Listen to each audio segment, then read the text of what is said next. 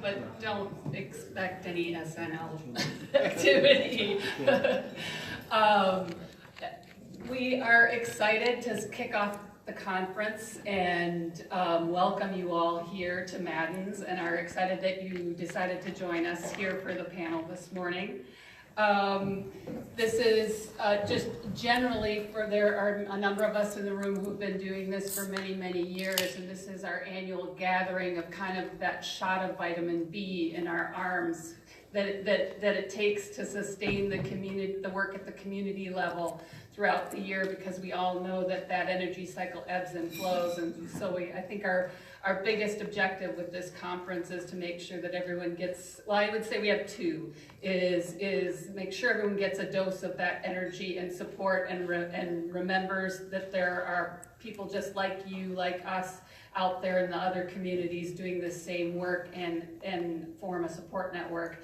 And the other piece is relationships, meeting people. As I find myself saying more and more, this is more of a people business than it is a technology business. And the relationships that we form at events like this, I find propel the deals and the successes forward more than just about anything else. So I would encourage you to seek out meeting folks that you don't already know. And I'm particularly interested in making sure that you get a chance to meet our panelists, because they all have firsthand experience at what we'll be talking about a lot this morning, which is that intersection between economic development and broadband. And so I would encourage you to catch them afterwards. Well, actually, I hope you'll ask good questions during our presentation, but also know that they will make themselves available afterwards if you have specific questions.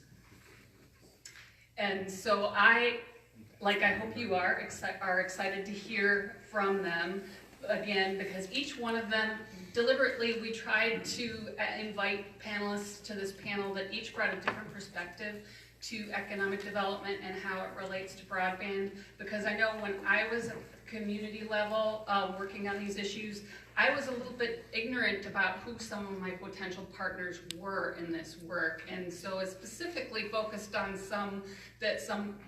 the folks up here that somewhere along the line, I had an aha moment that was like, I wish I had known that these folks were potential partners years before I actually realized that we could actually work together on things. So that is a deliberate design element of the panel and the folks that you will talk to. And I hope they can help us with something else that I found awkward when I was working at the community level, and that's this idea that quite often at the local level, economic development, broadband doesn't lead economic development. It is not typically on the face of economic development, except for the rare few, and I think Tom has at least one example, and Richard has an example. But in most cases, broadband is in support of more robust economic development. And so it's a little bit behind the scenes, and sometimes it's difficult for the other parties, people on your team, to recognize that it's table stakes, that you need to just pay attention to it explicitly and make sure it's there and be aware of what you do have. And so some of the conversations that we have today will help with that piece as well.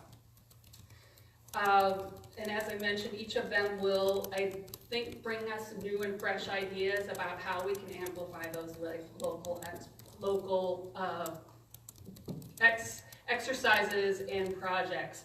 I've asked each of them to spend a few minutes this morning talking about how they're working in the economic development space, where it intersects with broadband. And after each one is done, we'll pause for a minute and ask for your questions with that individual speaker. Because we know sometimes if we save them all to the end, some of those good questions get lost in the mix. So we will pause between speakers, so be thinking about what your questions are for each individual speaker. And then we'll also have some time at the end, hopefully, to have a more wide open conversation, and hopefully audience members can add their perspective to the mix as well. First up, we will have Tom Lambert, who heads up the Economic Development Services for Great River Energy, which is a generation and transmission electric co-op of co-ops here in Minnesota, and they serve, I believe, 28 local co-ops, and Tom will tell you a little bit more about that in his presentation. Next, after Tom, we will hear from Gary Johnson, who's the CEO and General Manager of Blandin Communications, which is a telecom cooperative that serves large swaths of the northern part of our state and with robust broadband and related services. And they are always doing exciting and innovative things. So, I guarantee you we will leave inspired by their stories on what's going on up in that part of the region, as with all of the others. And next we will hear from Brian Zelnak from Lax Electric Cooperative, who I would say is one of the newer entities to this broadband game, and I think is going to bring a really interesting perspective that we haven't heard a lot from at these conferences. And as a relatively new entrant to the broadband game, and listen to Brian's perspective on both the mechanics and how that's going, as well as how that intersects with the economic development thinking in his area. And finally, excited, another new attendee, Richard Stewart, who will talk to us about some really unique and interesting things that are happening in Ely. And he works with a co-working facility that they have launched there called 10 Below. And so we will hear some great boots on the ground strategies that he is working right now, very obviously broadband fueled economic development. So with that, I would just ask that you help me welcome our panelists and let Tom kick us off.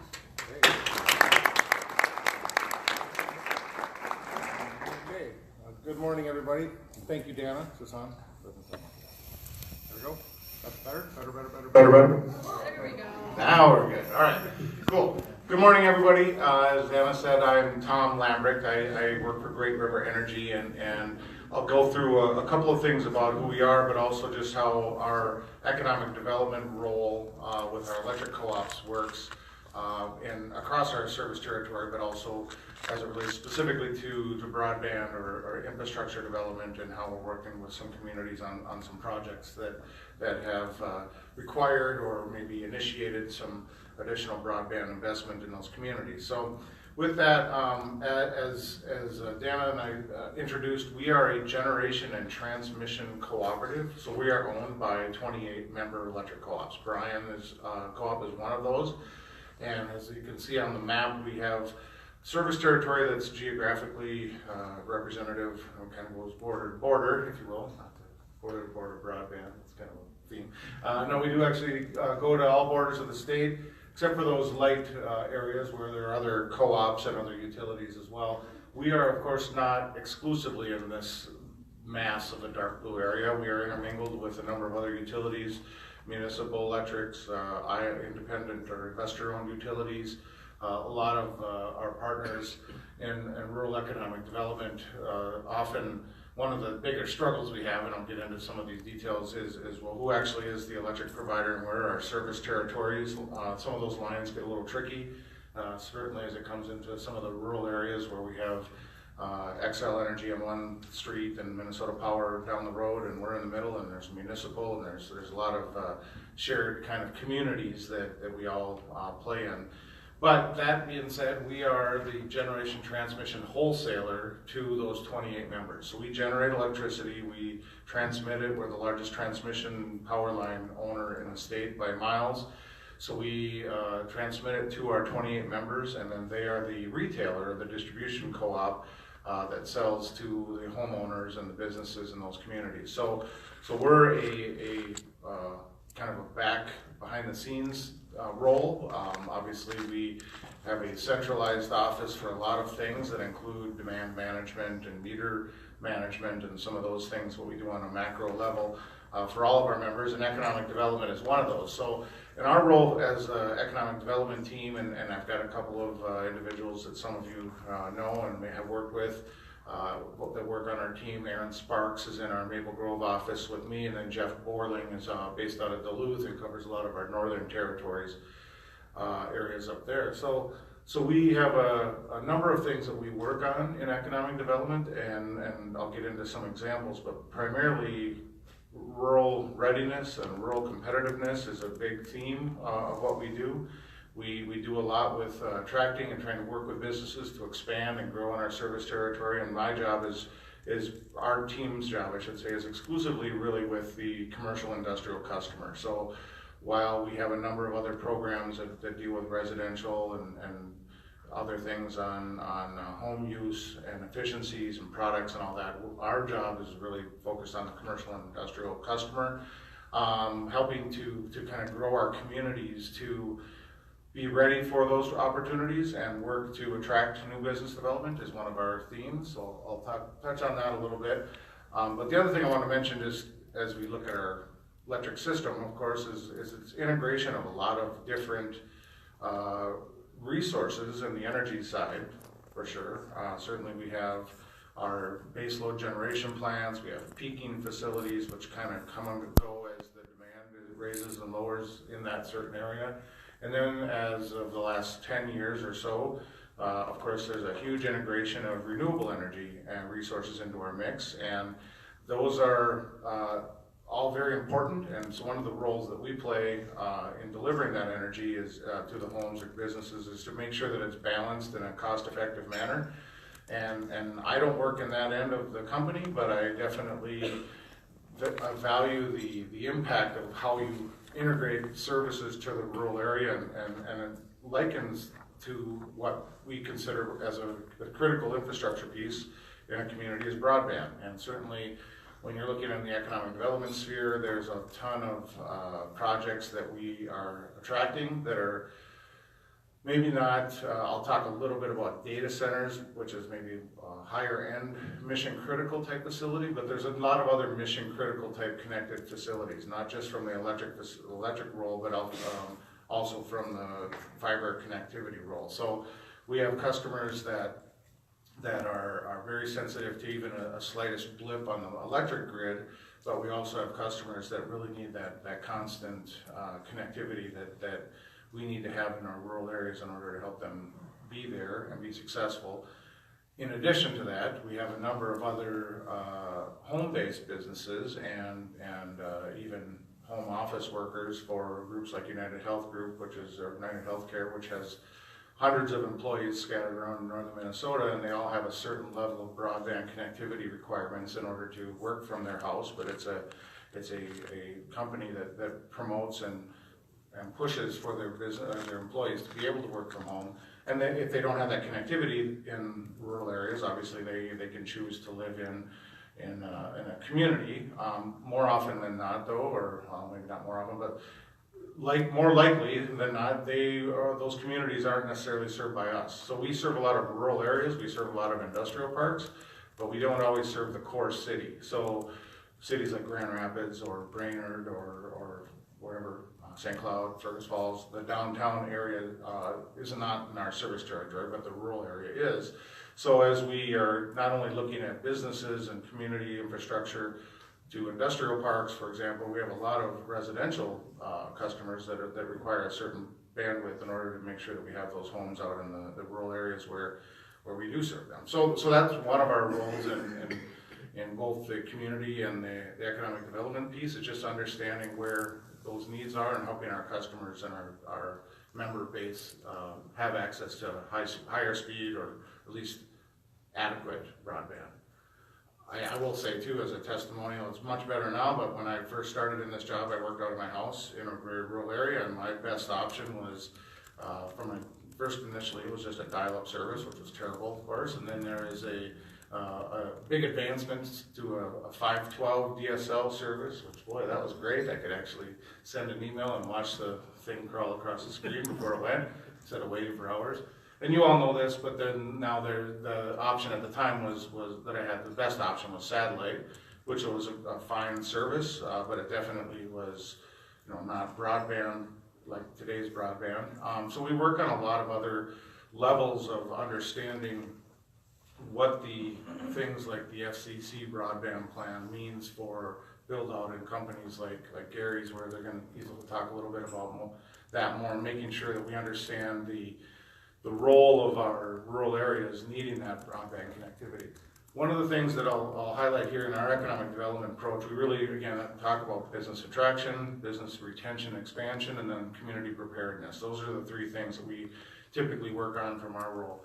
Most of our community preparedness function relies on building out infrastructure. We work with communities to fund development of industrial park areas. We've worked on actually providing funding for water sewer extensions out to new areas.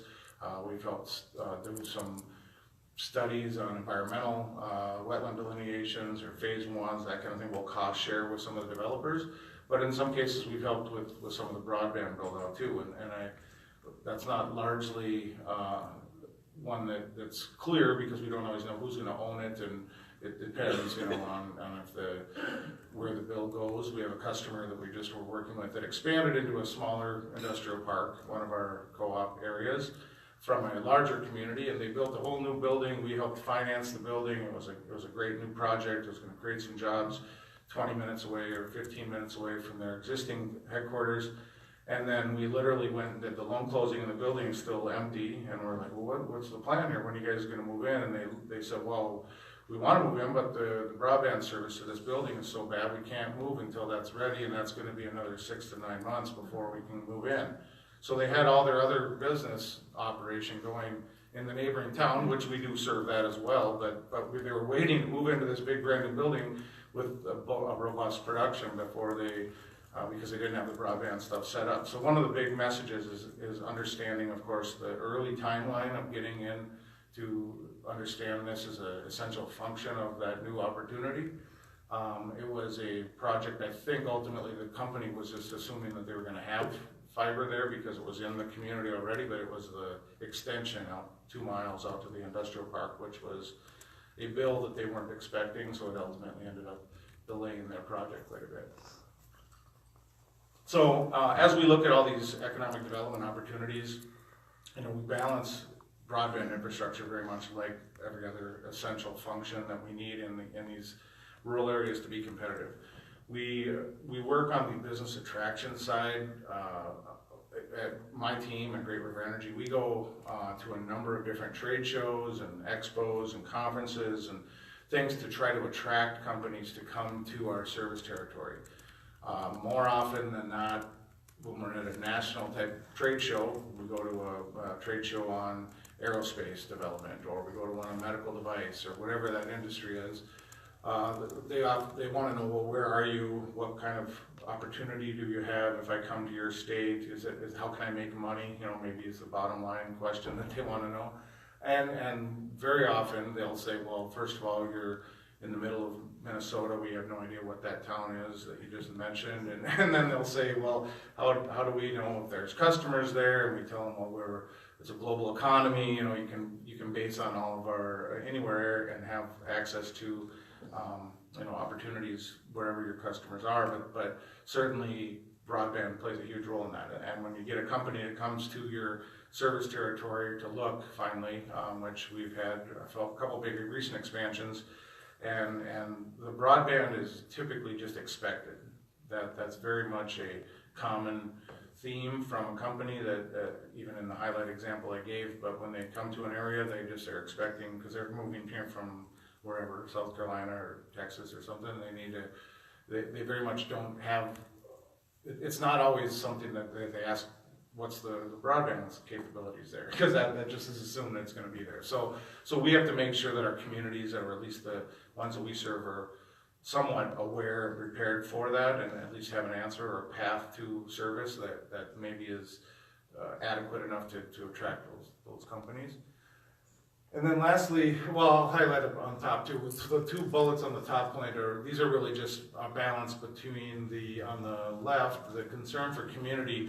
All co-ops have a set of cooperative principles that we operate under, and Brian might talk to this a little bit as well, but one of the ones we operate under in our role is this concern for community. We're member owned. We are owned by our 28 members, who are in turn owned by all of their customers. And we're governed by our members. So we are here to preserve the rural opportunity, make sure that our communities are thriving, and very much that is one of the principles that economic development falls into.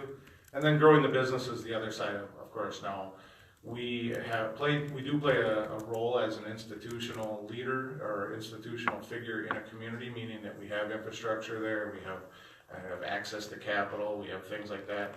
So sometimes there's alignment of our corporate infrastructure needs. You know, as I said, we build out more, we have most transmission line miles in the state. How can we jointly use those right-of-ways, for example, or how can we jointly use the fiber that when even we run fiber to our substation, and you'll hear a bit about this from Brian on how we can better serve our communities if we have access to partnerships or at least a plan to figure out how we can get fiber from our facilities out to the community. Lastly, I'll just highlight, obviously there's a ton of detail on here. It's just an example of that you can't see all the detail of, but we've been working, as I mentioned, with a number of industries across our territory, and data centers is one that has just kind of bubbled up more as the ultimate cream of the crop type project for us. Now, data centers are different things to different people. There are large footprint facilities that are full of computer banks and service things like Google and Facebook, and that is a massive hyperscale kind of data center. There are data centers that are more telecommunications based, which Brian's probably, or Gary, excuse me, is more familiar with on, I would assume, on the switch connections, you know, data centers. And then there's also things like cryptocurrency mining, which is another piece that we're dealing with on large mining proposals that are looking at Minnesota. So what we're talking about here is really just making sure we did an inventory of our service territory, and we are getting a number of proposals in Minnesota for large data centers. Now, whether that's, they're going to come, sometimes they take 5-6 years before these develop, but I'm sure you've all heard of the big footprint ones at Google or Apple's building a 2 million square foot facility in Iowa right now. Google has 1,000 acres in Iowa, and they have a huge campus of data centers. Yes, they're obviously big electric users, but of course they're also very big telecommunications connection points, and certainly when we work with a customer like we have in Data Bank, which is in Egan, they're kind of a hotel carrier type data center where they have, I think at this point they're looking to have 32 kind of service connections for their customers that come to that location. They need to have all the providers available to get their information connected to the other data center networks that are out there and ultimately form what's called, generally the cloud or that kind of network. So what we've done is looked at our communities, identified resources where we have strong infrastructure on power, where there is fiber available, where there's adequate land. This is an example of one in Benton County that we actually own the land. It's near our substation. But we identified all the components of that land, the power, the fiber, the water, sewer, the infrastructure, the roads, the talent availability in that area, the various, whole long checklist of things to pre-qualify or certify this site as an adequate or a very high-level data center opportunity site.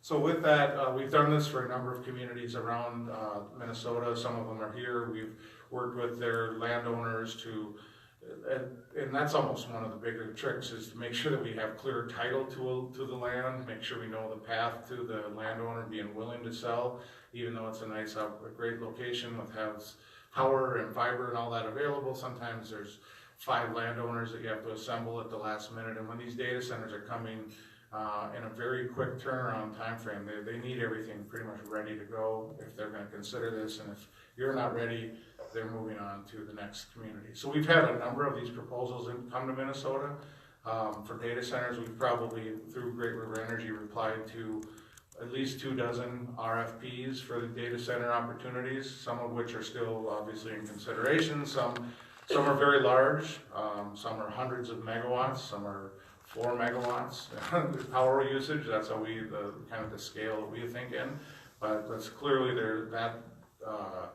those sites aren't going to go to areas that aren't fully connected. And in some cases, I know in this Benton County site, we have a substation there. We had identified that we have dark fiber to that site. Well, what does that really mean? Well, we're leasing it from somebody, and there's 44 other lines or 42 other lines in that case, and they're going to expand it. And so we need to better clearly know what the fiber carrier providers are that are able to serve new customers, what their who their contacts are, and frankly, those are questions that a lot of economic developers aren't fully equipped to answer. Certainly, all respect to those that are here and those that have worked on this and know, great, but those questions are kind of some of the fiber pieces are one of the more unknown answers in our economic development history. So anyway, that's who we are, what we do. I'm happy to entertain questions now or later, but I'll pass it on. Thank you, Tom. Any questions from the audience? Jim? Yes.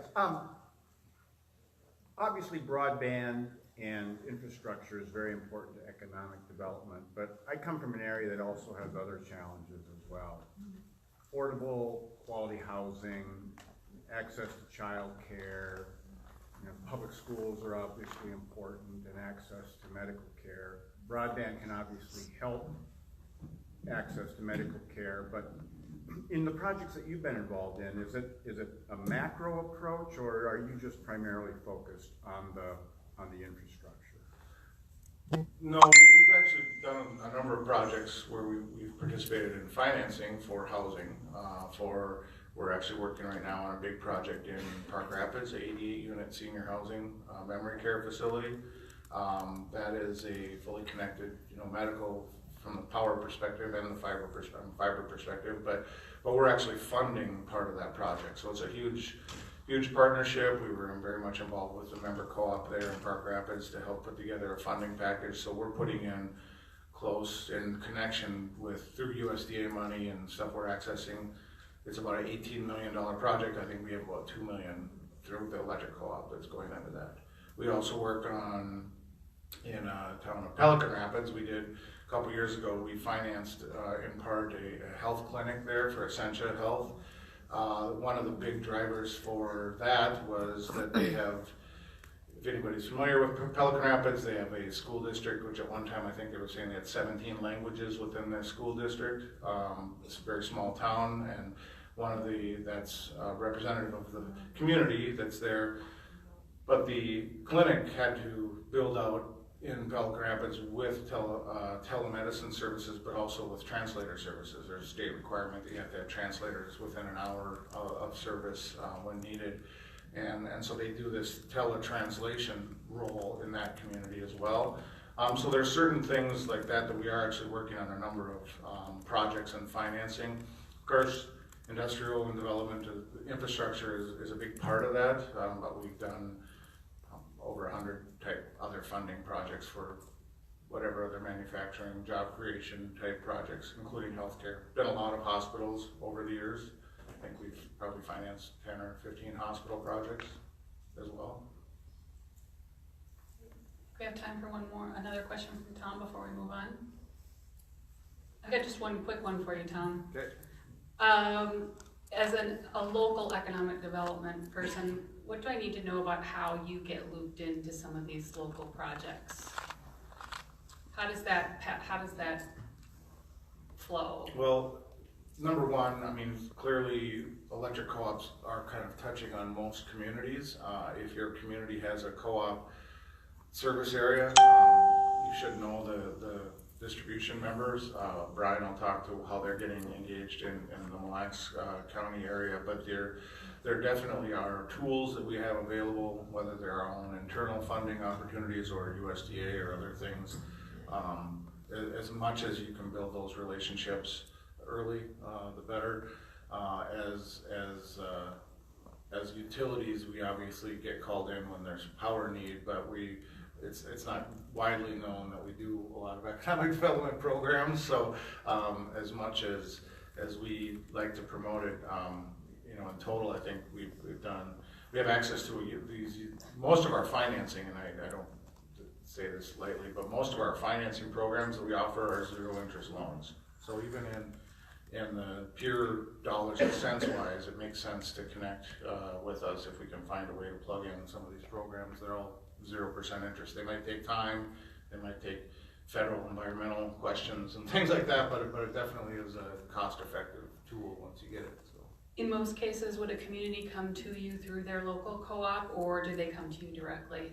A little of both, but certainly we prefer them to go through our member co-ops, and they should be connected You know, we did this, started talking a lot about years ago when I was doing some work with NRECA and the Broadband Association nationally, and asking some of the co-ops. We did some survey of how many of the electric co-op CEOs and the telephone co-op CEOs have gotten together recently, and it surprisingly was shocking that there were a lot of them that didn't really know each other, or, you know, not in Minnesota, but there were some that were, we haven't talked to them in, you know, 3 years for whatever reason. So I think just more collaborative discussion is probably great. So. Absolutely, I think we're seeing a lot more of that, and I think we'll see even more in the next couple of years. Thank you. With that, I think we'll ask Gary to take the mic. All right, good morning, everyone. As Dana said, I'm Gary Johnson, I'm CEO of Blandin Communications. So we are a member-owned cooperative as well. My bosses, 7 of them, are elected members of our cooperative, and it's been a fun ride lately. I think this intersection of economic development and broadband, when done effectively, can be a powerful thing. And I'll share a couple little success stories, I guess, that we've had privilege to be part of here very recently. A little background about Paul Bunyan. We headquarters here in Bemidji. We also serve the Grand Rapids market, and we have an office there. And then we serve about 6,000 square miles that surround those 2 communities and to the north. So a good chunk of north central Minnesota. I mentioned we're a cooperative, and I've benefited by not only those cooperative principles that were discussed, but in our mission statement it actually says in the first paragraph that we are to take a leadership role in economic development. And the only reason I bring that up is because it really it enables us as the management team of Paul Bunyan to be aggressive in terms of economic development and not feel like it's an area we shouldn't be spending our time, but quite the contrary, that our mission statement says we are to do that. I know I have board support from our members as well. So so it is an area we take very seriously, not just to the benefit of 1 or 2 communities, but for our region, and also not just to benefit the co-op, although there's certainly benefit to our co-op if our region's doing well, but really to engage in to the benefit of those areas that we serve. So I'll give you a couple examples of that, but right now it's been particularly fun because we are built out with fiber nearly everywhere, and so you make that investment, communities make that investment, providers make that investment, the state is making investments. We certainly have federal government trying to move the needle on this as well. It's fun when you finally see all that come together, and it has taken a little while. I have to say, even after having our gigabit infrastructure in for a couple of years in our core communities, it's a kind of a slow uptick for, I think, everybody to grasp what is the potential of having that if the community rallies around it. And so I also benefit right now that I serve as the chair of our economic development group. It's called Greater Bemidji. So I have a lot of visibility into the things that are going on right now, and I thoroughly enjoy that, given the support I have with my employer to do this kind of thing. So, but with that, we talked a little bit about how to engage your provider. And at what point, and it's interesting because you just heard several examples of kind of the variety where, whoops, I built a building and turns out we needed broadband. The other extreme part of that, and what we're really doing more of, is I go along, or our company is represented on those very first initial visits with a potential business, whether it's an incumbent business or one that the community is trying to attract to the area. Quite often, and I'll give you an example of this, but quite often we are at the table, we're hopping in the car and going with the economic development folks, with a team from the community to go make the initial pitch. So I think that team approach has really served us well. Jim mentioned there's all these different facets to economic development, and certainly housing and all of those things are critical pieces. And what our team kind of represents when we go on our little roadshow are all those important elements that a likely employer should be asking about.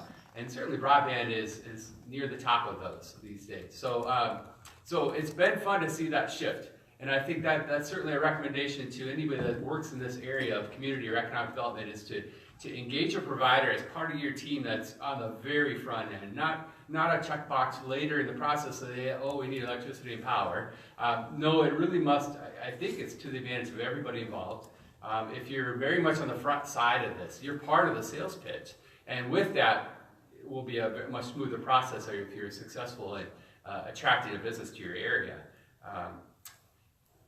I'll give you a couple examples now, and these are very different examples, I think. To me, they're both very exciting, but quite unique examples of where broadband and economic development have aligned for the success of our community. This is a recent announcement. So Delta Dental of Minnesota, they were looking around the state for a place to do initially a call service center. And they looked at a lot of communities, and this is an example of where I hit the car, and we hit our little roadshow came in early with all the players in our team, talking to the folks at Delta Dental. This is Rodney Young, their CEO, and when you know it's all working, it's a fun moment. I can picture where we were at dinner, and we had a couple pre-meetings, and the team from Delta came up to Bemidji and part of their investigation, and they were looking at a variety of communities at this point.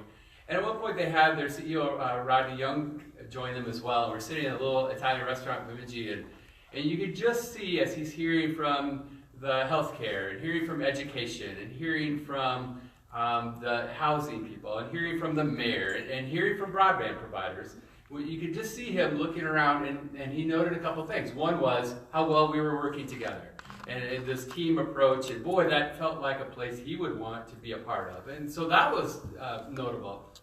But you could also tell him, as he was listening to our team talk about technology and our gigabit service and our IT talent and the different kinds of things we're interested in what we're doing, he became quite enamored with our community, and particularly the IT capabilities, with the university and what have you.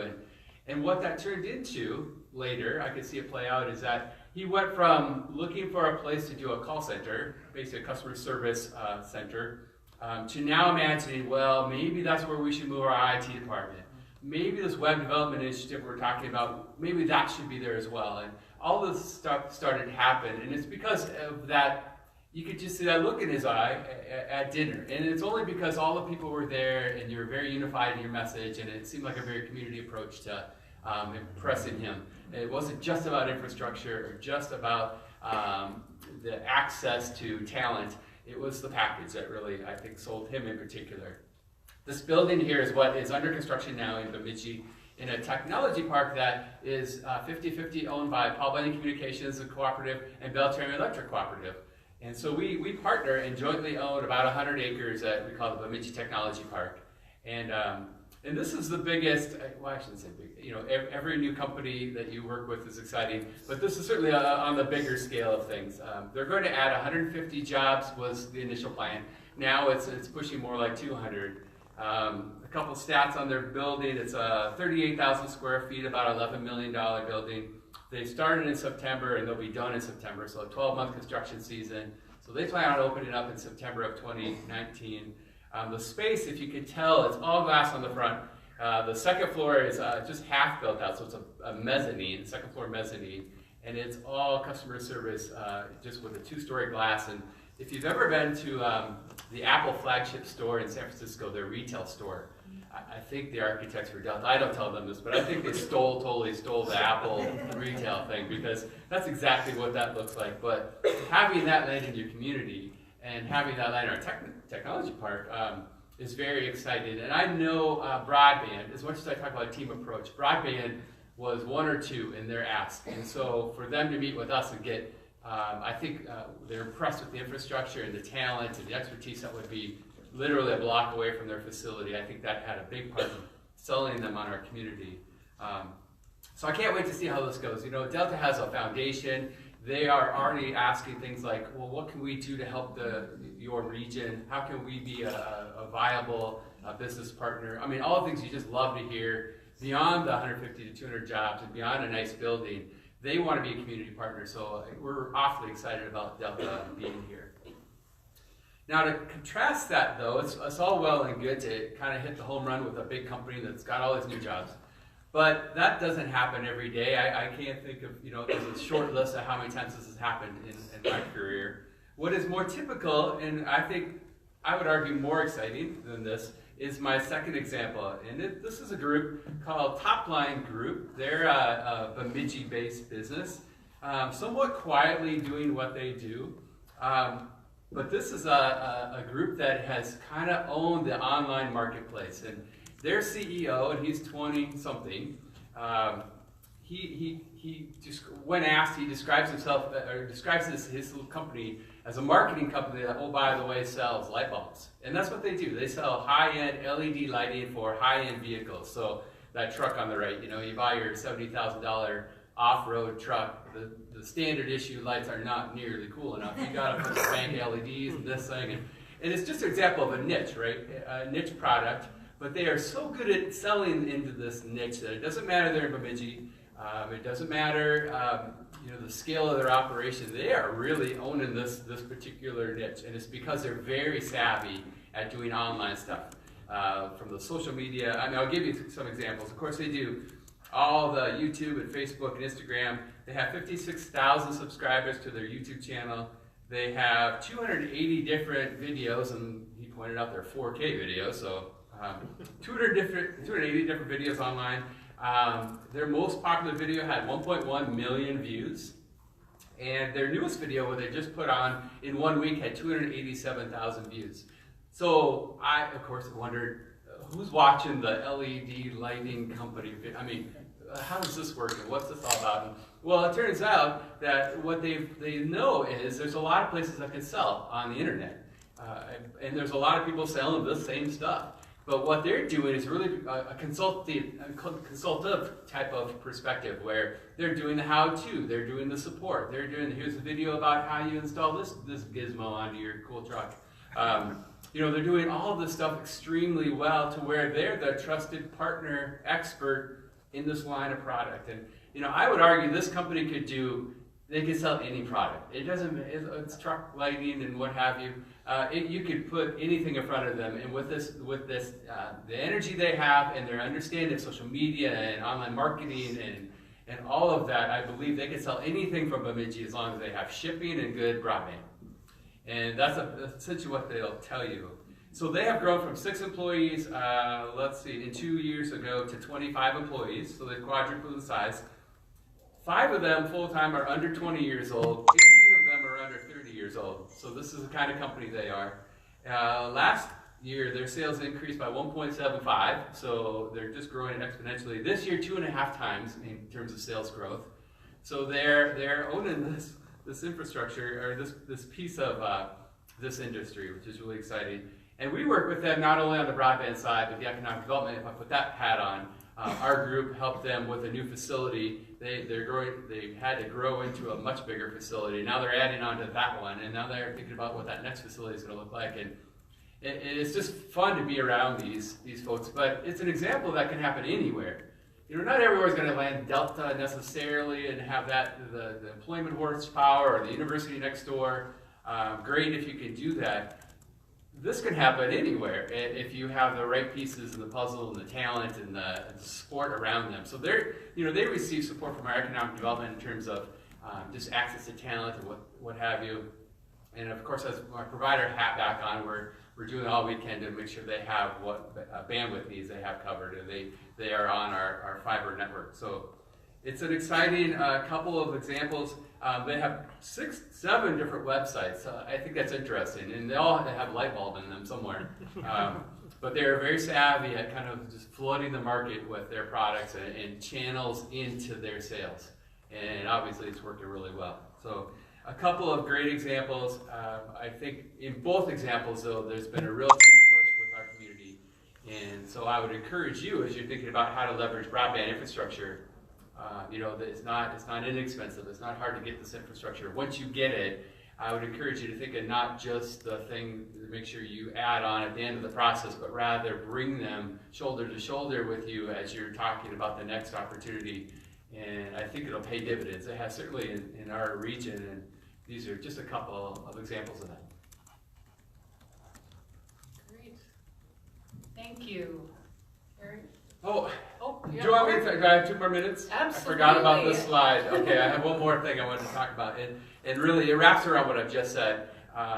There are several initiatives, and if you've heard our economic developer talk, and I know you guys all think this way as well, and recognize that so much economic development today is not just about traditional economic development, it's talent. It's all about talent. And I just wanted to quickly tag on to the end here with just a couple examples of what we're doing in terms of talent recruitment, because we think that's really the core of economic development these days. And I think as we just talked with both of my examples, it was all about talent. It's all about people and the availability of talent. So a couple things we're doing real quick.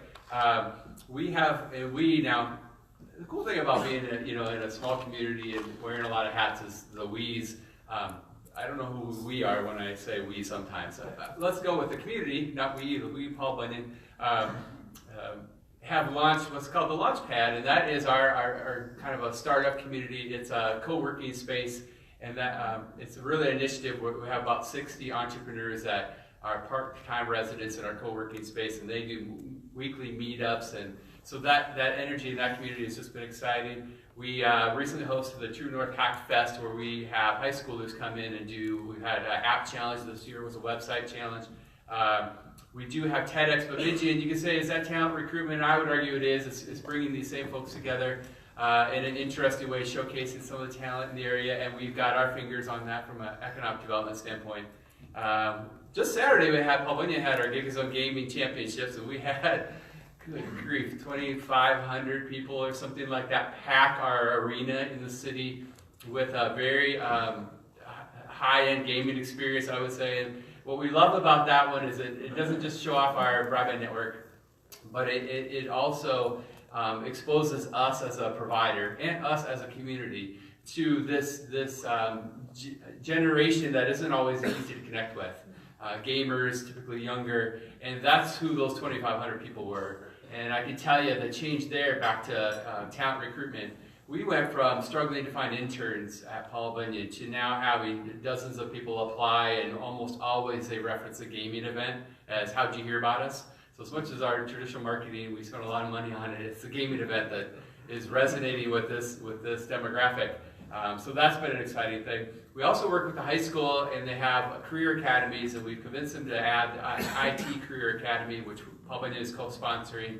Because again, if we can expose them to these IT talents, perhaps we can keep some of those youth in our community. Perhaps they'll work at Paul Bunyan too. That's a little selfish there. And finally, the last one is this MI2. It's the Minnesota Innovation Institute, which was started by Greater Bemidji, our economic development arm, and probably a pretty unique example of where economic development actually has a training institute. And there has been hundreds of people go through this, and that is more some manufacturing technology-oriented training that manufacturers from around the state have used this MI2 as their source for employment and employees. So exciting, a whole different kind of a menu of things that we're doing, but it's all about talent recruitment, and I think it's working out really well. Fantastic. Thank you, Gary. Anyone have a question for Gary before we move on? Can you describe the genesis of this movement 10, 12 years ago, or however long ago it was? There was a time, about 10 years ago, we had an initiative where a bunch of community members came together. They formed what was called Bemidji Leads. And if you've ever heard Jim Benson talk, he was president emeritus of Bemidji State University. He's our champion for sure in so many things that have happened in our community, and he's a cheerleader, literally. I mean, he's exhaustive to listen to, but Jim, I would say, led the charge with the Bemidji Leads, and the whole concept of that initiative was to look forward to what you want to be when you grow up, so 10, 15 years out, and then plan backward from those. What's going to be critical? And I think a lot of these elements, certainly alignment within the community was number one, and that's paying dividends today. But some of the specific things, building an event center, or go down the list, were at its earliest stage outlined in that Bemidji Leads initiative. So if I had to point to one thing, there's a lot of factors, of course, but if I had to point to one thing, I'd point to that effort. Great, thank you. We have time for one more question if someone's got something. Gary, I just very quickly, I heard a common thing with both you and Tom talked about the fact that your entity was the owner of the property that you were talking about. How common is that in the deals that you do? Is that a fairly common element? I don't know that it is. It certainly has been a nice resource in the case of Delta Dental, but I think that same initiative would have happened with or without a technology park. I do think they liked what it represented, but it wasn't the main driver for Delta. So I think as much as that's another nice tool to have in the toolbox, I don't know that it's a critical one. I think several of the other things in terms of just community alignment and all these resources are far more important than that. We would have found some property for them and rallied around it, I think. But icing on the cake to have it in a technology park in an environment that they were really looking for. Great.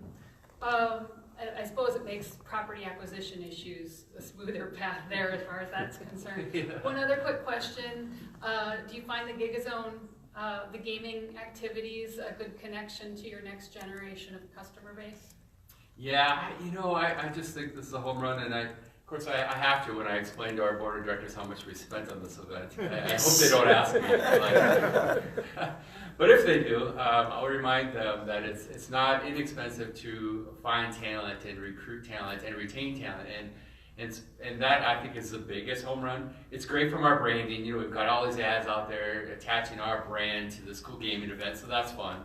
It's great from gee, look what our gigabit network can do, because all of this is riding over that, so that's a nice feature. But what I'm most excited about is the two parts that are related to talent. One, recruitment, the intern example, and two, retention. So our current IT staff, we've got a great crew, but they're doing a lot of redundant tasks in terms of tech support and that type of thing, and they're very talented, so to give them an opportunity, almost a sandbox to say, let's go do this, and it re-energizes them too, because they're showing off their talents that aren't always evident every day when you're answering the phone in terms of tech support.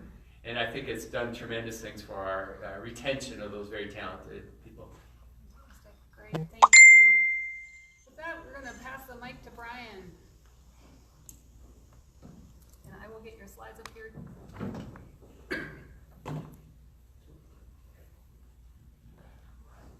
Good morning. My name is Brian Zelenak. I'm the CEO at Mille Lacs Energy, just outside Aiken, Minnesota. What I want to talk a little bit this morning about is just give you a little background on Mille Lacs Energy in general. Talk about a couple of the broadband projects that we have underway and are ones we're planning for.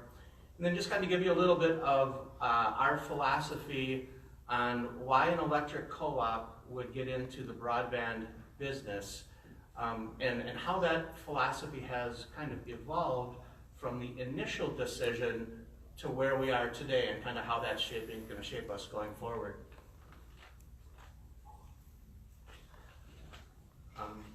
Mille Lacs is about a $26 million a year electric distribution company. We are one of the 28 owners in Great River Energy. And we have about almost 2,000 miles of line, overhead and underground. We serve Aiken, Mille Lacs County, and parts of eastern parts of Crow Wing County.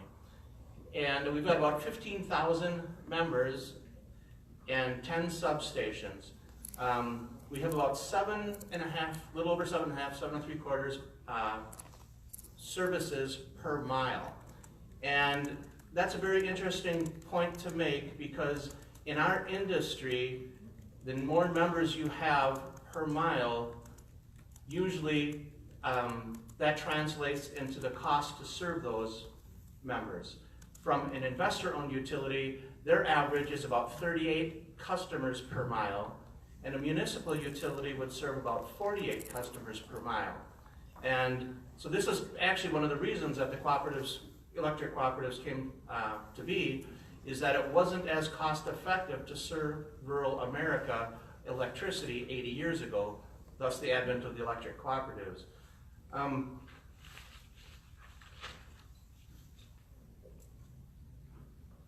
I will point out all the blue. It's hard to see on there. Obviously, Lake Mille Lacs, but all the other blue scattered throughout that territory. People that are familiar with this area of the state, that's a very significant point for us. And I wanted to just spend a minute here, because this will kind of get into our philosophy of where we are and where we're going. For us, of those 15,000 members, 45% of those 15,000 members are seasonal. They have a permanent address outside the zip codes and outside the mailing areas that that's located in basically their cabin. And so a lot of those people will come up for the weekends or come up for a couple weeks during the winter and ice fish or the summer and fish, and then they're gone. So then they don't use up a lot of electricity. That doesn't mean that we have less to pay for. We still have the same poles and wires and all the services and employees, so that when the power goes out, we can restore them very quickly. So we have a lot of expenses, but sometimes we don't have as many sales relative. We also have about 8% of our members are more of the large commercial industrial, but they use almost 40% of the energy. And so we have a kind of a mix match of between the members versus the costs. And so we've been kind of going through a shift in philosophy of how we charge, making sure that everything is equitable, because it's very important for us to keep not only those large members happy and the rates low so that we can attract more, but we also want to make sure that all the members are paying kind of their fair share to maintain the poles and wires that are out there.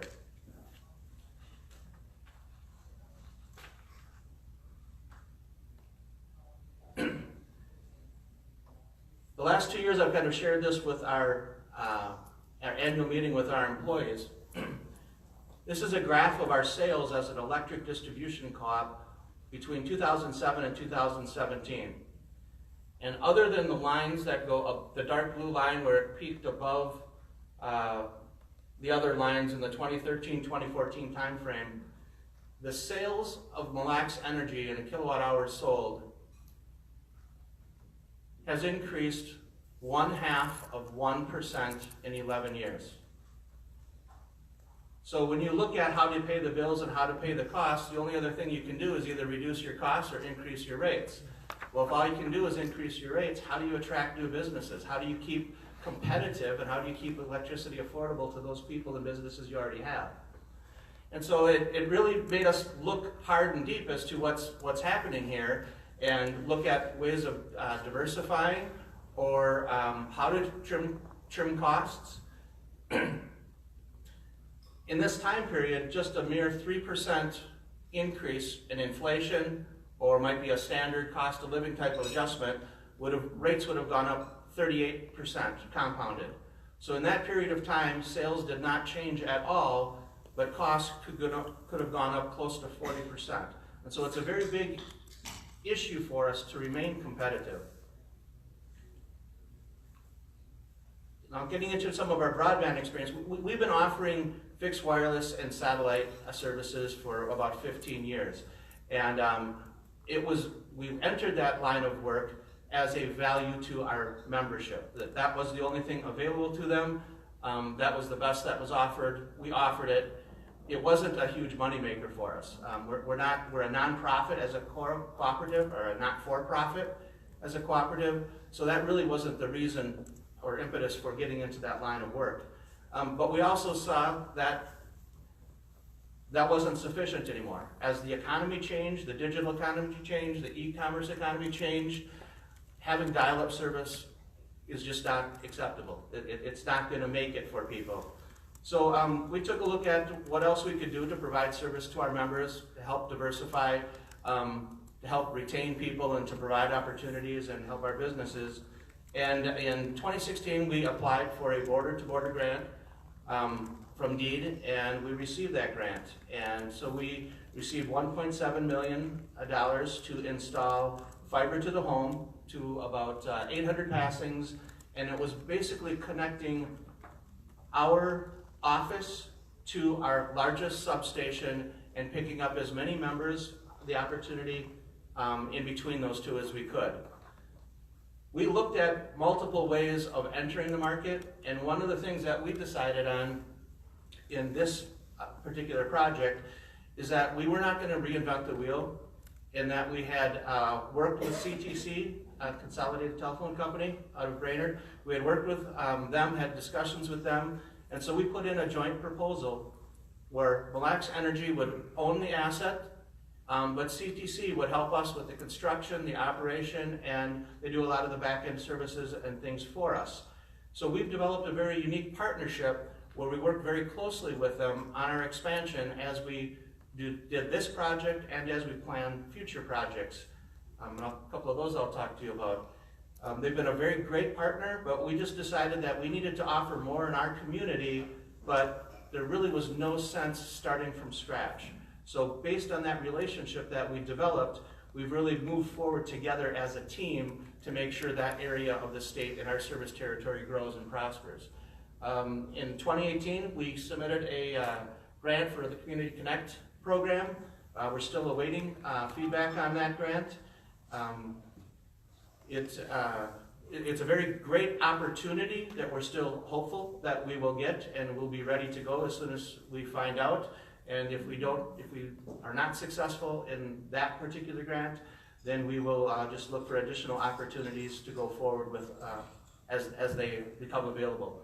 Hopefully there'll be more money, state, federal, going forward.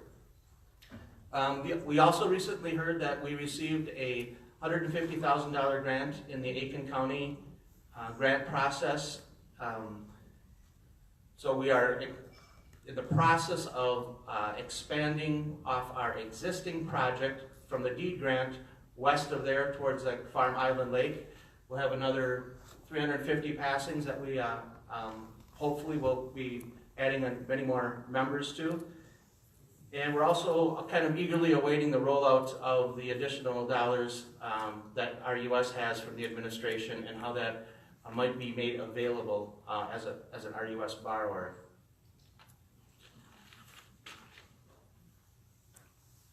In preparing for this, I kind of looked at, as you sit down at your computer and just Google, what's the really definition of economic development? And there's many out there. Every website you went to had a different definition. And one was to improve the economic, political, and social well-being of an area and its people. The process by which living standards are improved. Every place you go, you'll find a different definition. For us, as an electric distribution company, we looked at the quality of life. We want to improve the quality of life for our members and our area and the communities we serve. We really want to attract new businesses, but we also want to retain the businesses we have. That's just as important when you look at the sales, because if the sales aren't growing, you at least have to make sure they're not decreasing. The other thing is attracting qualified workers, not just for us. As Paul Bunyan is, Gary has mentioned, attracting top quality workers is a challenge at times, especially in rural Minnesota. But we really looked at economic development to us as it'd be great to hit that home run and get an Amazon distribution center or a data center. But for us, when we looked at about 45% of our members were seasonal. They were only there on the weekends or part-time. We looked at, well, just how can we keep them longer?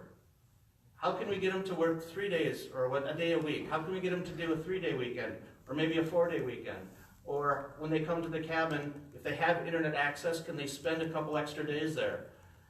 People that are getting closer to retirement that have some flexibility in their job, can they work for a few weeks from the cabin during the summer? How do we just keep them in the geographic area longer so that they contribute to the economy more? And so we really started focusing on that. Well, a lot of what we heard from our members is, I would love to stay at the cabin and work, Monday and Friday during the summer when it's nice out. I can put my laptop down on the deck or at the picnic table and I can get something done. If you don't have a good broadband connection, that's not an option for you. And so we just looked at it from a very basic standpoint. If we ever got a data center, that'd be awesome. But we just want to keep what we have there longer so that their quality of their life improves, and that helps the whole economy and the whole geographical area. The other home-based businesses, as Gary mentioned, you can do a lot from the internet. You can do that from home if you have a good connection. If you don't have that connection, it's not an opportunity. So as I mentioned, we really look at it from the quality of life. You know, we talk about the educational opportunities, employment, telemedicine. All those are great things. Economic development, the home-based businesses, the seasonals, those are all huge. They all come into play. A hidden benefit, I think, for us, or a unique benefit for an electric distribution company, is what we can do to help lower our costs on our electric distribution side. And some of the smart grid technologies that are out there, with the fiber, you're able to have two-way communication with your equipment in the field and back and forth. So when we have voltage regulators or cap banks or reclosers out there, if that needs servicing, you don't always have to dispatch a truck with one or two workers in, whether it's the middle of the night or during the day, send them on a 45-minute drive to change a fuse or reclose a circuit.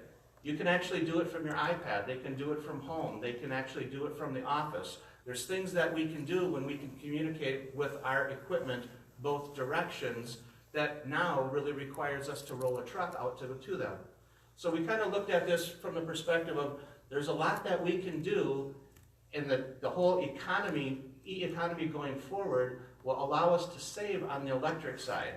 And so when you really look at the business case of why electric distribution co-op might consider helping or partnering or going into the fiber world, it's not the $50 retail internet subscriber a month that's going to pay the millions of dollars of line that you need for the fiber that's in the ground.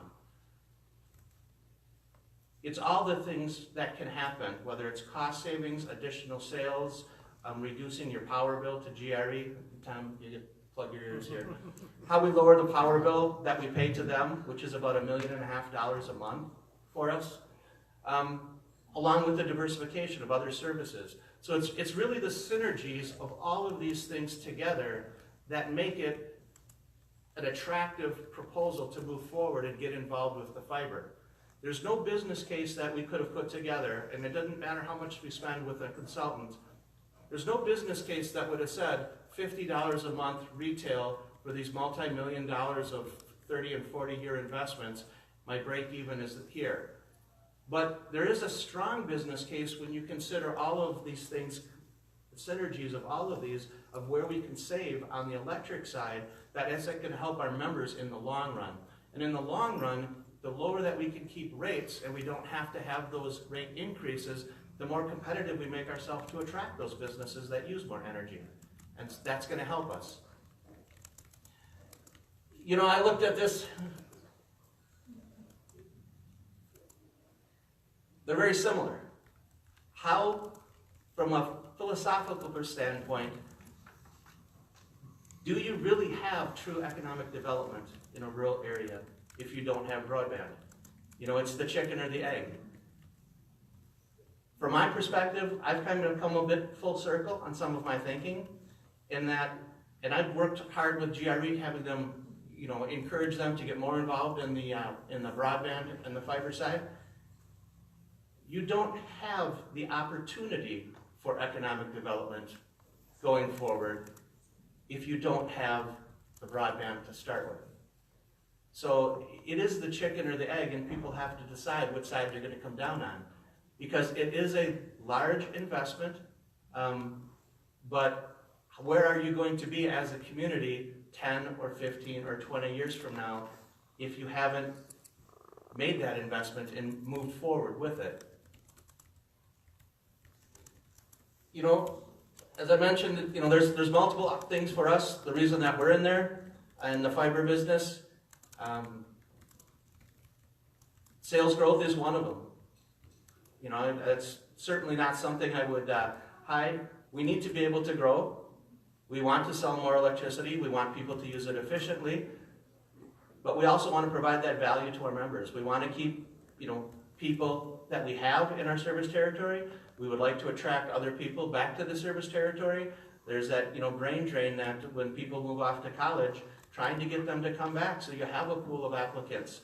You know, it should be nice to put a posting out there and have more than 3 or 4 resumes come in for a professional job in rural Minnesota.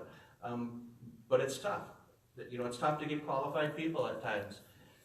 The healthcare options. Aiken County is, I think, the highest senior citizen rate of any county in the state of Minnesota. Not having, also being at the lower end of the availability of a good broadband makes it very difficult for any type of telemedicine for that aging population.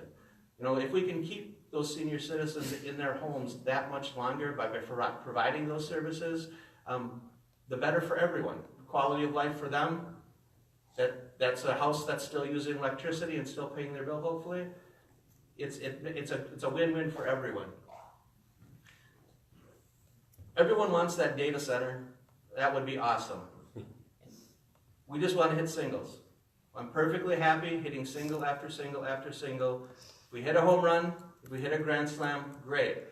But the fact is, if you don't get a chance to ever go to the plate and bat, a home run and a grand slam aren't even an option. You have to have opportunities.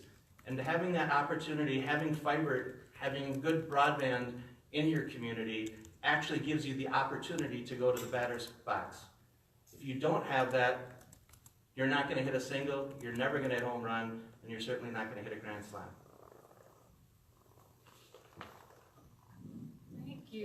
Thank you, Brian. Three very different perspectives. Does anyone have a question for Brian right off the gate? Becky. Thank you. Becky Laurie from Pine County, northern Pine County, without a whole lot of access. First of all, could you define what passings are? I apologize. Homes or businesses, potential members that would hook up. Yeah, like you only pass by 7 per mile. We have 7 electric members.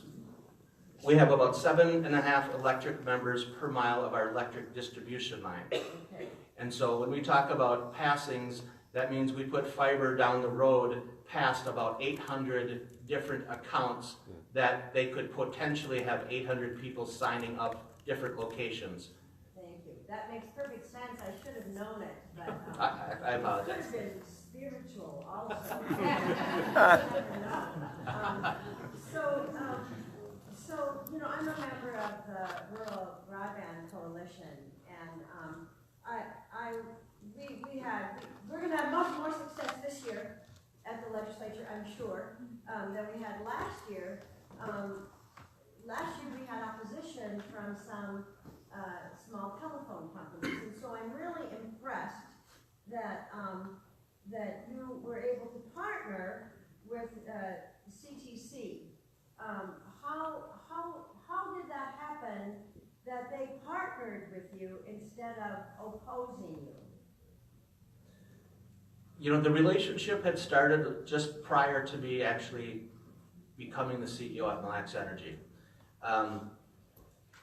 But I think, you know, the discussion, CTC had actually partnered with Arrowhead in the northeastern portion of the state of Minnesota and on a broadband project with that electric cooperative also. So they already had a business model in place for working with an electric cooperative.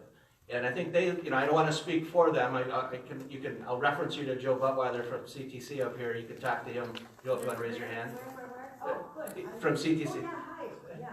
Joe was instrumental, along with Stacy from Mille Lacs Energy. Raise your hand, Stacy.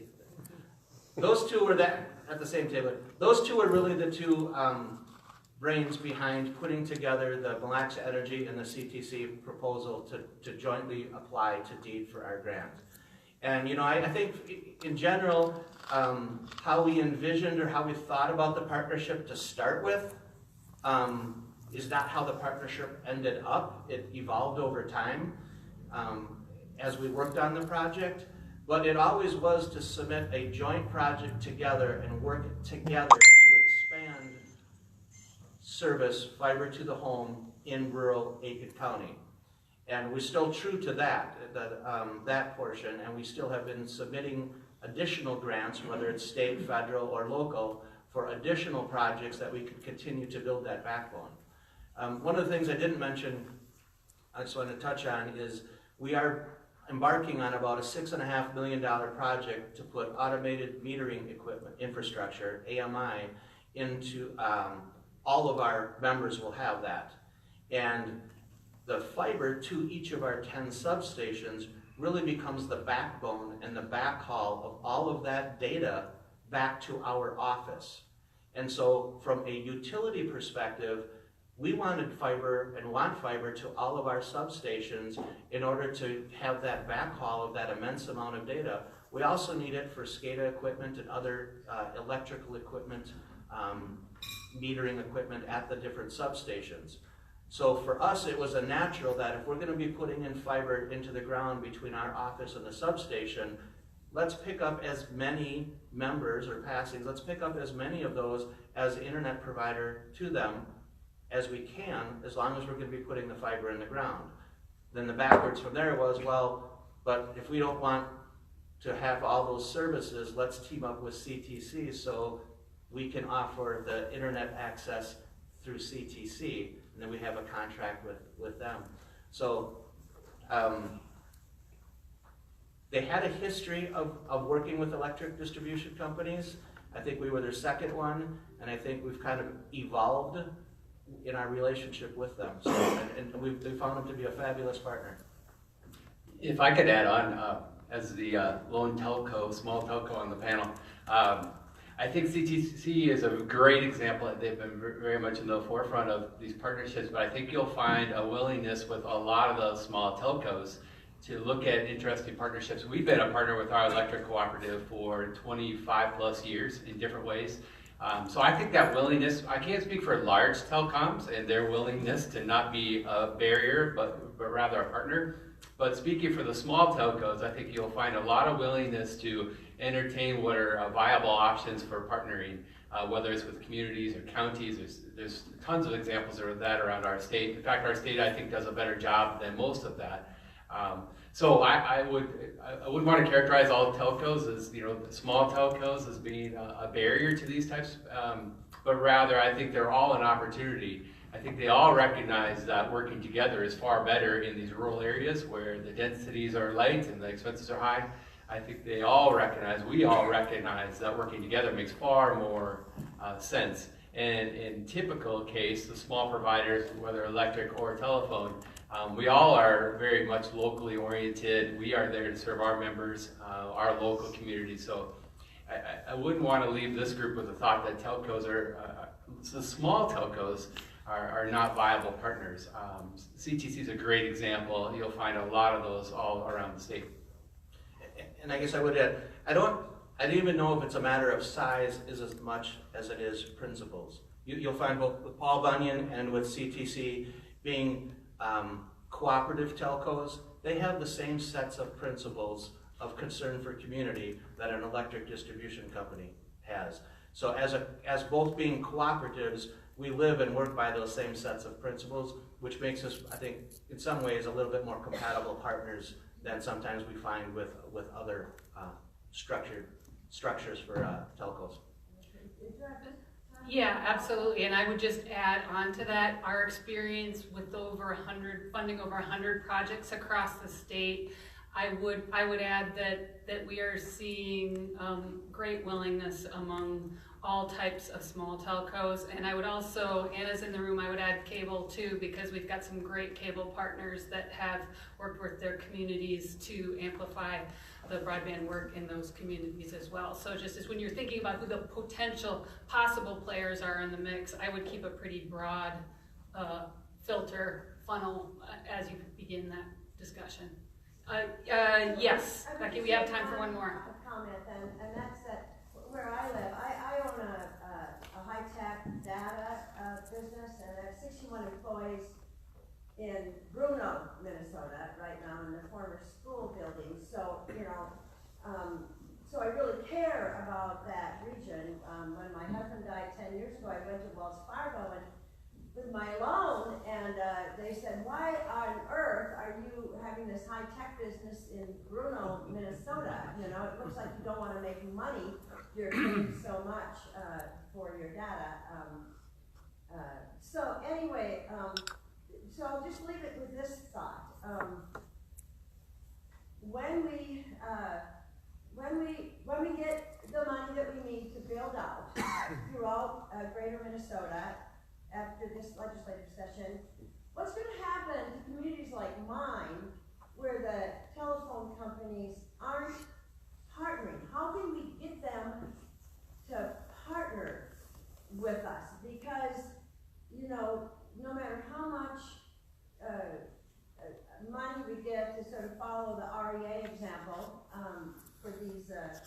services in a mile, etc.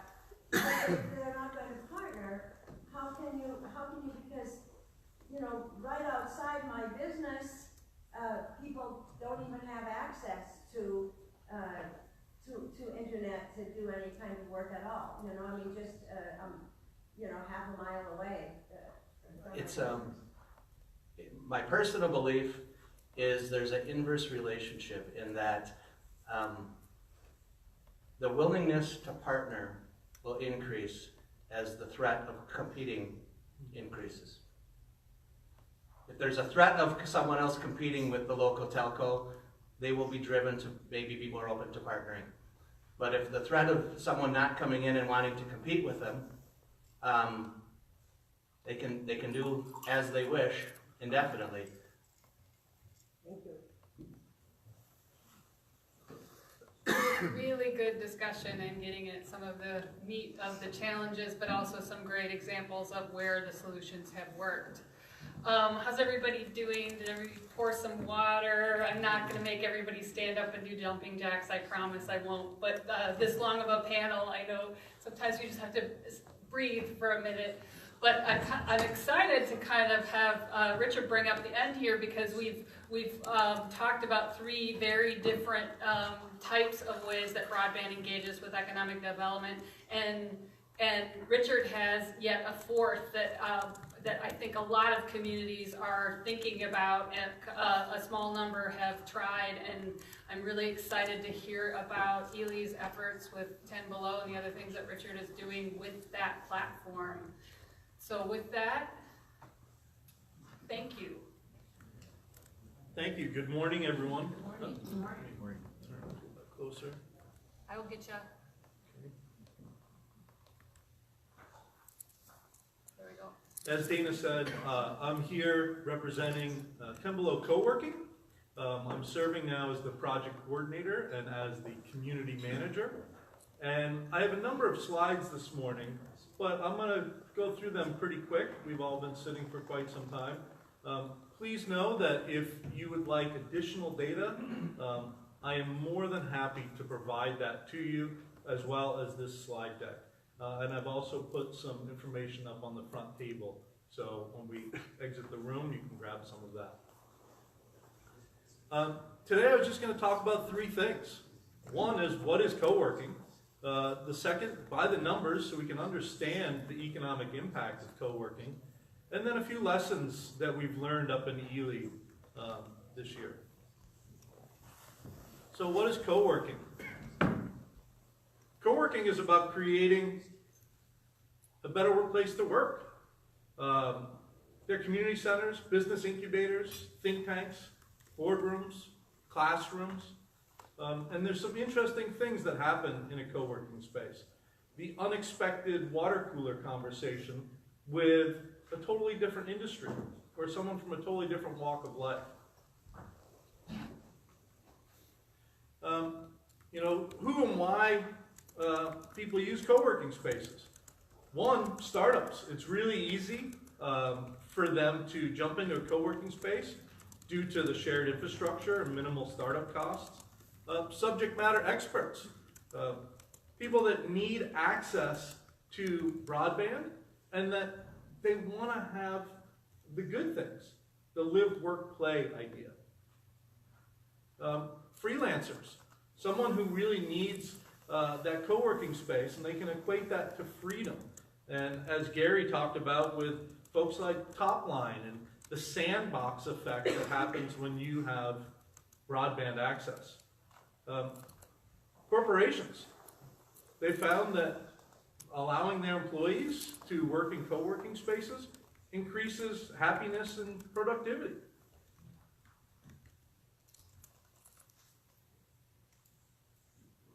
So who's using 10 Below co-working in Ely? Well, we predominantly have been serving out-of-town guests. It includes lawyers, medical professionals, software engineers, geographers, consultants. So they're from all walks of life. And one interesting thing that has really come out of that is, you know, as Gary and I think Brian both mentioned, you know, how do you extend the life of that visit? And one of our things that has been happening with our co-working members is repeatedly they're telling me that they're not having to use their paid time off. So they're able to come up to Ely, they come into the co-working space, they get a few hours work done in the morning, and then they go spend the rest of the afternoon on the lake with their families. Or they spend the rest of the afternoon in the downtown area, shopping, getting lunch, whatever it may be. So there's those little side effects that are fantastic. Let's just jump into some of the numbers of co-working. And I think this will surprise a lot of folks, where 33% of working America is now self-employed. By the end of this year, just in the United States, we'll have 1.7 million co-workers. Okay? What's interesting about that, and the people that are working from home offices, they found out that 40% of those who are self-employed are struggling with loneliness and isolation. They miss that water cooler conversation. They miss that camaraderie. So you can only get so much when you're doing a Zoom conference to be able to then take a break, share a donut, meet someone over the coffee machine is really interesting. Right now in the United States, there's about 11,000 co-working spaces. That's roughly the same number of Starbucks, you know? So it's projected by 2020 that we're going to have 3.8 million co-working members and 5.1 million by 2022. You know, 50% of large companies will have some form of shared office space in the next couple of years. So here's some numbers on the average co-working space in the United States. Average co-working has about 93 members, 66 desks, comprises about 8,900 square feet of office space. Now, up in Ely, we don't have 66 desks. We've only been open for about 5 months. We have 28 paid members, and we're doing it in 875 square feet. So you can look at that on the lower range, and then you can look at the top range, where there's now co-working spaces that encompass 5 stories in a building.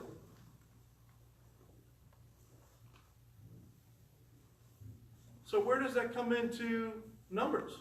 Well, the monthly profit ends up being about $89 a member, or $135 per desk, and that's $1.30 per square foot. Now this is profit. Co-working spaces are expected to break even in about 15 months. So where are we in Ely? We've only been open for 5 months. Like I said, we have 28 members, 875 square feet, and we're now averaging $72 per member. So, and those are out-of-town guests. We're just starting to really focus in on developing relationships with our local community. So I expect we're going to be far above that 15 months, and I think by next March, we're going to be far above that.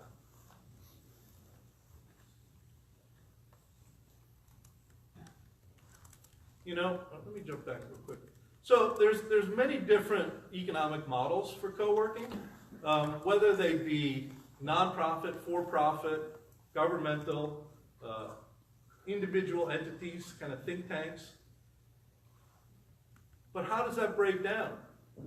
Right now in the United States, 82% are for-profit, 13% are nonprofit. You know, 1% are governmental.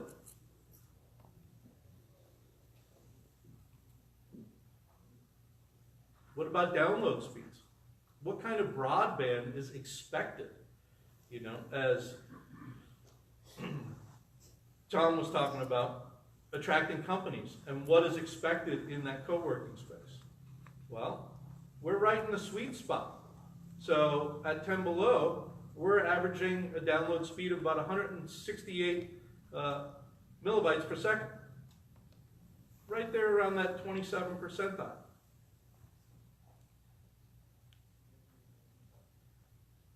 Here's some notable numbers. Microsoft now allows 30% of their employees to use WeWork. WeWork is a large co-working space. Talking about Gary, and Gary is talking about top line again. You know, Uber was founded in a co-working space. Uber now uses co-working spaces in 51 countries around the globe to manage their systems. A shocking one was Instagram. Instagram was just started by two guys in a co-working space. They built that up to 16 employees. They developed the Instagram app in that co-working space in 8 weeks. And then they sold it to Facebook for $1 billion. That's a pretty significant impact in a short time. So, lessons learned right now up in Ely. I can't overstate this enough. And this is from the tennis great Arthur Ashe. Start where you are, use what you have, do what you can.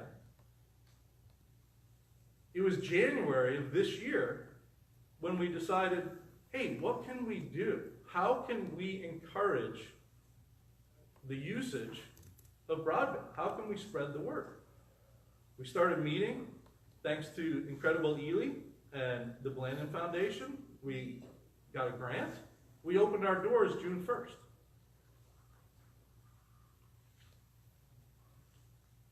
You know, some of the hurdles that we have faced and we continue to face are that co-working's not often understood. You know, engaging with other community groups, whether it's Kiwanis, the Rotarians, we have a group up in Ely called the Tuesday Group. Getting involved with a lot of those groups early on, introducing the idea of co-working and how that can benefit their members goes a long way. As I was speaking at a Tuesday group, you know, a lot of the folks in the room said, well, I would never use it. I don't need broadband. I'm happy in my cabin. I don't need any of that stuff. But my son and daughter and my grandkids won't come visit me because they can't get connected. They can't take the time off. You know, some of the things that we had faced are just budget limitations. We're doing what we can, like I said, with what we have, but we didn't really think about the operational costs to keep it going. Who's going to manage this community space? How is it going to tie into the bigger picture? So it's been volunteer to this point in time, and it's working out pretty well. And like I said, by next March, I think we're going to have enough cash flow that maybe we can put in a part-time employee. I can't, you know, state it enough, is that you have to build the community. You know, we took the approach of, let's build it and they will come. That worked great to get into the Star Tribune. We got great press. People showed up at the door in the 1st of June. Hey, I just read this. Is this the place? Can I get connected? Next thing I know, we had members. It was the end of the summer, and we started to say, okay, now what? We still have members who have already paid, whether it's a 10-day membership, a single day, an unlimited monthly membership. They've paid, but all of a sudden I started to see the traffic coming into the co-working space dwindle. And that's when we said, okay, now it's time to start engaging the community. And so, what have we been doing? We just had our first free professional development Skillshare last week. So I've been in the internet business essentially since it began. I moved up to Ely as a premature early retirement. Next thing I know, I'm back in the game. So I'm taking all of my expertise and I'm coaching local businesses through a Skillshare. And last week we just talked about social media marketing, what people need to do. The next one's going to be about who's your ideal customer. The one in December is going to be about how do we now sell to that ideal customer using social media. These conversations are starting to move businesses forward, and we just got 2 new members this week from the local business community that said, I want to support this, I want to be part of this, and I want to get this free education while being able to get the broadband. And again, this supports the economic growth in Ely by connecting people, knowledge, ideas, and resources.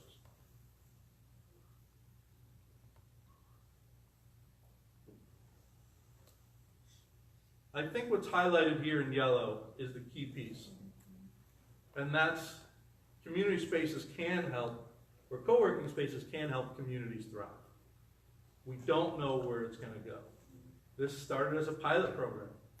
It's starting to blow up pretty quick. And so that 875 square feet, who knows what that looks like in 2 years? It's really interesting to see the talent and the types of folks that are coming in and using the space.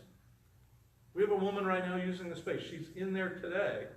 I have a little app on my phone so I can see who logs in to the space. We have keyless entry so they can use their phone to walk into the space, so we don't need someone there on site. She's from the United Nations. She's on vacation in Ely, but she needs to get connected with continents around the globe. We've had software engineers that come up from Target. They don't want to use their paid time off, so they work a half a day. I have ran into an interesting example of a baker. And the baker was using the co-working space to do all of his online marketing and his business side of sales. And then he was using a community kitchen to actually do the baked goods. So he's able to use those two facets. And one thing that's really happening in co-working spaces now is people are starting to look for, okay, I love coming into the space, I have the high-speed broadband access. Can I go ahead and just lease a specific desk for myself? I don't want the whole overhead of an office environment. I just want a desk, and I want a lockable filing cabinet so I can put my stuff in there and know that that's my desk. All of a sudden, you take this single day or 5-day or 10-day membership model, and it starts to move into what Bemidji has in terms of the launch pad, and then that becomes an even greater incubator space, where who knows who's going to come together, and who knows what that financial impact is going to be. So thank you. Fantastic, thank you, Richard. Before we kind of open it up to the whole group, anyone have any specific questions for Richard? I see two. And I can move the microphone if people can't hear, so let me know. I've got 8 kids, so I can yell. Just some supplemental information respectfully to Richard. I'm John Vito. I'm the Economic Development Director for the City of Ely.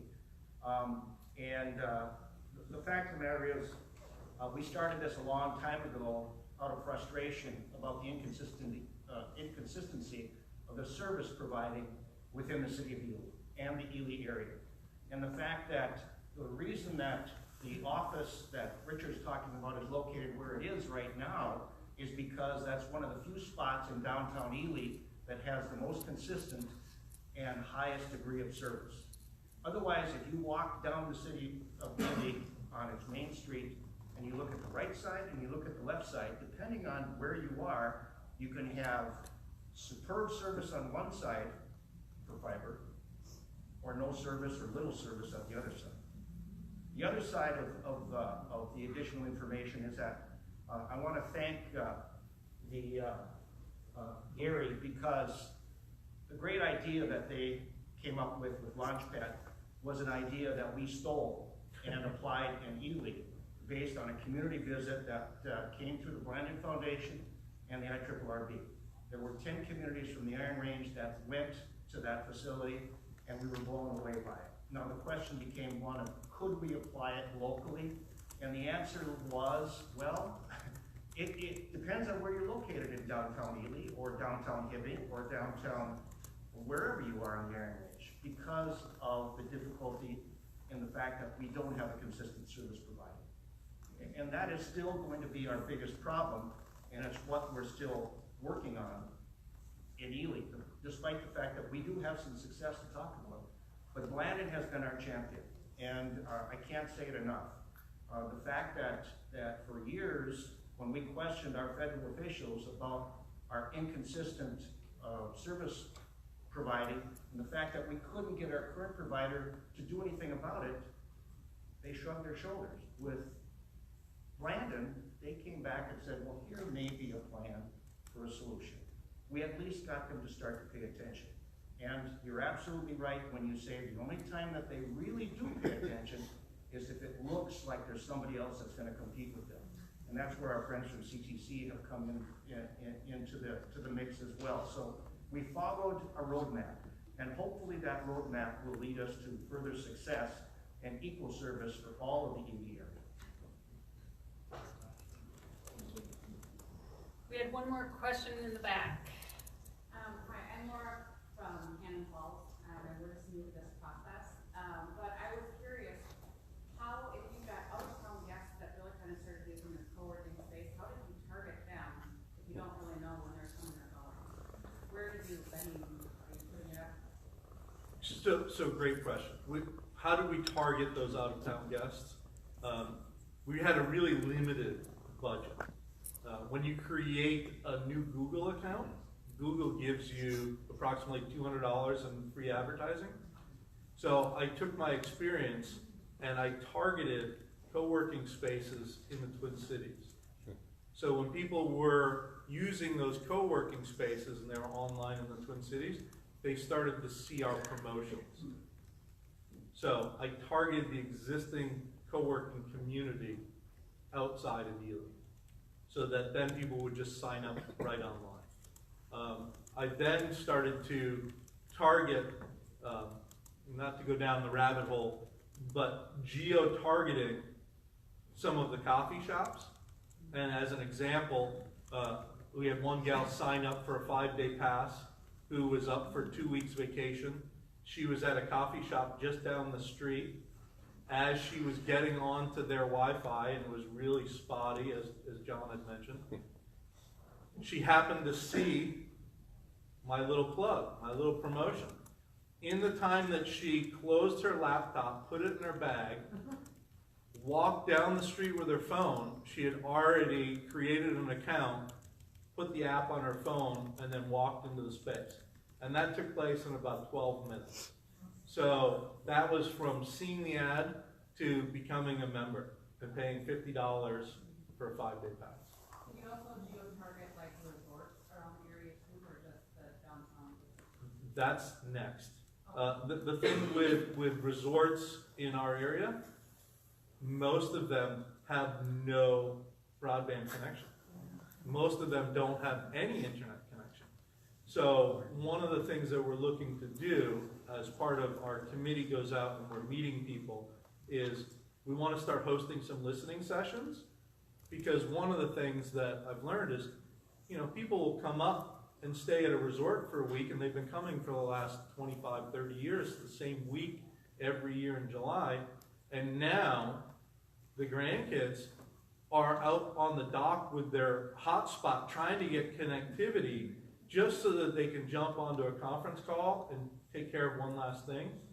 So they're neglecting why they're here to begin with. They're neglecting the fact that I'm here to get away and to get unplugged. So what we'd like to do is we have all of these prepaid, preloaded passes that we just want to give to the resorts in terms of how can we be of service to them rather than, hey, here, you buy something and selling it to them.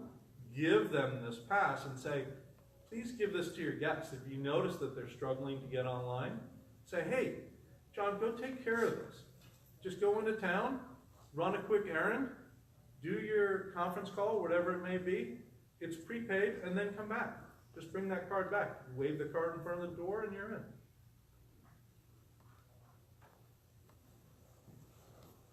Fantastic. Good ideas. I saw a few people taking notes, myself included. Great ideas. Well, we have a couple of minutes for additional. I see a couple of hands going up, which is fantastic, so I won't take any more time. We got two sitting very close to each other. Melinda? I'm Lori Raymond from the City County. I just have a question. All the things that you presented today, are those available as a packet? Absolutely. We'll make the presentations available. Thanks for asking. Melinda? So I have a question. How do you differentiate yourself between a coffee shop and and office location, and I have to think part of that is security. So I'm curious, how do you differentiate? Why wouldn't I stay at the coffee shop? They're not charging me anything. Yeah, and that's a great question too. There's actually a woman who is she works remotely in customer service, and I can't believe she hasn't become a member yet at the co-working space. She starts her morning every day at one of the local coffee shops. She gets a muffin and a coffee. She works there for about 2.5, 3 hours. She doesn't want to wear out her welcome, and it's nice and quiet in the morning. When it starts to get busy and noisy, she can't do her customer service calls. So she walks up the street to the library. She plugs in at the library for about 2 hours, but she doesn't want to overstay her welcome there. So she typically eats her lunch at the library, and then she walks right past the co-working space into another coffee shop in the afternoon when it starts to quiet down. We don't want to compete with the coffee shop. But if you want a specific place to have concentrated work, you really need that office environment. You don't need, a bunch of noise all around you as you're trying to facilitate a conference call or whatever it may be for these remote workers. And then in our co-working space, so we have the color laser printer, the copy machine, we have the single cup coffee maker, the refrigerator, the paper shredder, a little conference room with a whiteboard. We have all of those little things so you can actually feel as if this is your own office space. So rather than competing, I look at it as complementary. And one of the things that I'm exploring now is how do I work with the coffee shop so that if someone buys a latte on Friday, a latte and a muffin, that they get a free pass to the co-working space, that type of thing. Can you talk a little bit about security? Do you have security in place? So security is all controlled. We have it's called Keezy. It's a wireless access control into the space itself. And that only works with your phone. And so it's tethered to you specifically. And then we're putting up little webcams so that we can monitor that in the space as well. And one of the things that comes along with that is a typical member has from 6:30 a.m.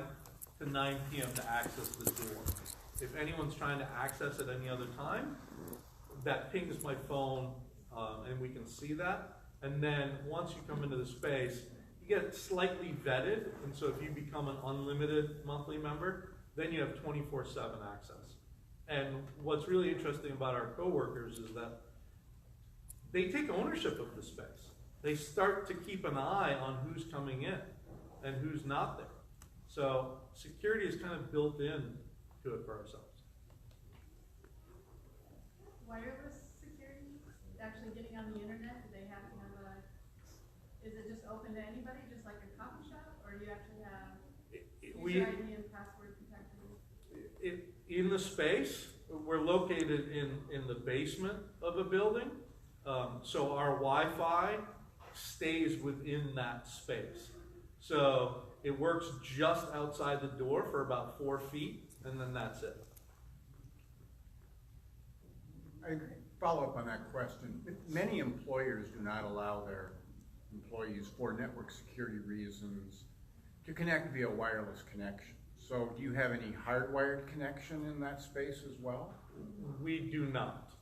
We do not at this time. Because I know we provide service in an area in the Rochester, Minnesota area, and Mayo Clinic will not allow their employees to, for HIPAA reasons and many other things, patient privacy matters, to connect via wireless connection. So that'd be a caution if you want to try to get more people. Many companies will require a hardwired fiber optic connection for security reasons.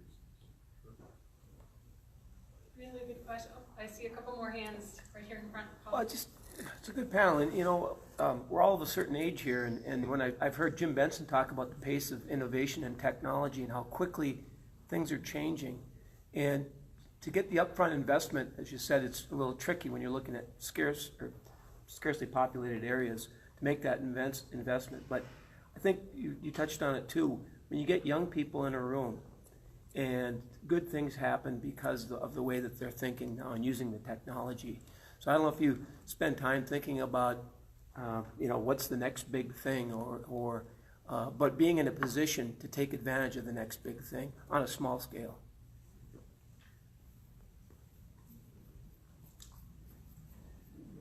We have thought a little bit about that from the distribution perspective, from the electric side.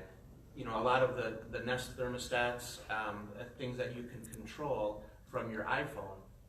For us, for a residential or a seasonal member, if you have a good internet connection to your cabin, how convenient would it be to turn on your water heater or turn up the temperature of it from your phone, or turn up the heat in your cabin before you go up there for the weekend from your phone before you leave the Twin Cities, and preheat the cabin so when you get there in the dead of winter, it's warm. And so we've looked at it based on our demographics of what other things could happen down the road, and the actual, for us, the investment in the fiber really becomes an enabler. It enables us to think differently and to offer up new products, new services, new value-added items to our members in the future that we really don't have a platform to consider if we don't have the backbone to start with.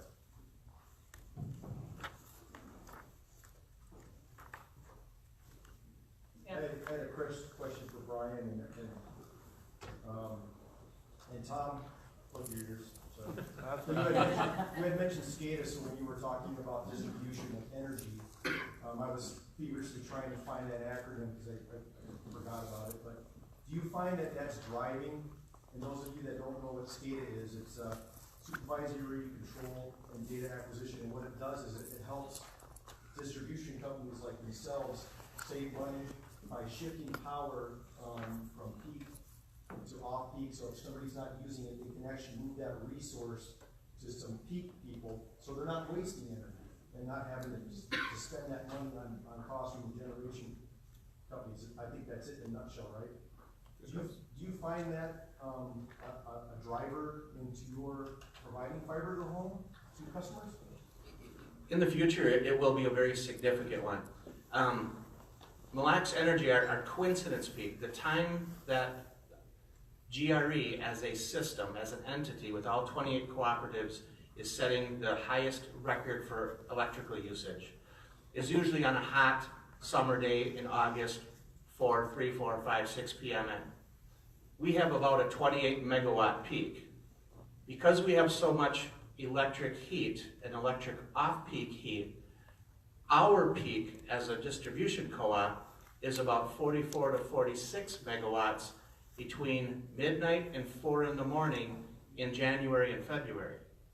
So that energy on the open market, on the MISO market, the energy market, is cheaper during that time period because there's less demand.